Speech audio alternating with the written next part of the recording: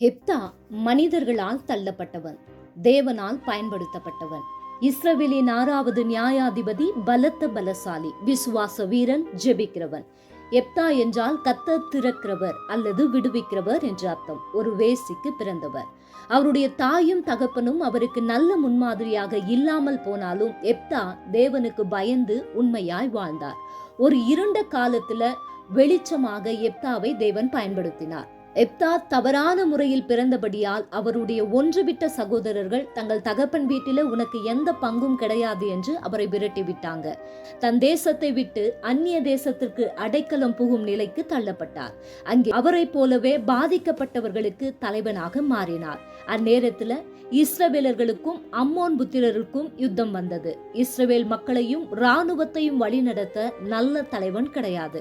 அதனால தங்களை வழிநடத்துவதற்கு எப்தாவை ஒரு போர் வீரனாக இருக்கும்படி இஸ்ரவேலின் மூப்பர்கள் கேட்டுக்கொண்டாங்க.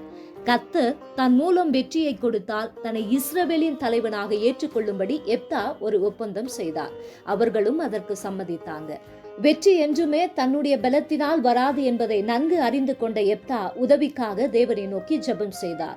அவர் ஜெபிக்கும் போது யோசிக்காம ஒரு பொருத்தனையை செய்தார். தான் யுத்தத்தில ஜெயித்து வந்தால் தனக்கு முதலாவது எதிர்கொண்டு வருவது எதுவோ அதை தேவனுக்கு கொடுப்பதாக பொருத்தனை செய்தார். ஜெபித்தது போலவே யுத்தத்தில் ஜெயமும் கிடைத்தது. அவர் வீடு திரும்பும் போது அவருடைய ஒரே மகள் தம்புரு வாசித்து நடனமாடி தன் தகப்பனை வரவேற்றார். அது எப்தாவுக்கு மிகுந்த துக்கமாக மாறினது. தன் தகப்பனுடைய பொருத்தனையை அறிந்து கொண்ட எப்தாவின் மகள் பொருத்தனையை நிறைவேற்ற தன்னை தேவனுக்கு ஒப்பு கொடுத்தார். திருமணமாகாமல் கடைசி வரைக்கும் கன்னியாஸ்திரியாக வாழ தன்னை ஆண்டவருக்கு அர்ப்பணித்தார். தன் மகளை விட தேவனை அதிகமாய் நேசித்து கர்த்தரை கனம் செய்தார் எப்தா.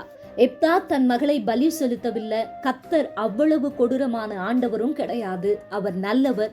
கொலை செய்யக்கூடாது என்கிற கட்டளையை கொடுத்த தேவனே அவர்தான் என்பதை நாம மறக்க கூடாது. சிறியவனை உயர்த்துகிற கர்த்தர் தள்ளப்பட்ட எப்தாவை ஒரு தலைவனாக பயன்படுத்தினார். எப்தாவின் வாழ்க்கையிலிருந்து நாம கற்றுக்கொள்ளக்கூடிய பாடம், எவரையுமே பலப்படுத்தவும் மேன்மைப்படுத்தவும் கர்த்தரால் ஆகும்.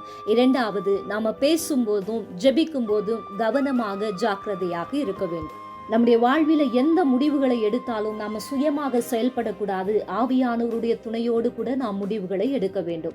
அடுத்ததாக, நாம கர்த்தருக்கு செய்கிற காரியம் எதுவாக இருந்தாலும், ஆராதனைகளோ ஊழியமோ ஜெபமோ, அதை மனதார சந்தோஷமாக நாம செய்ய வேண்டும்.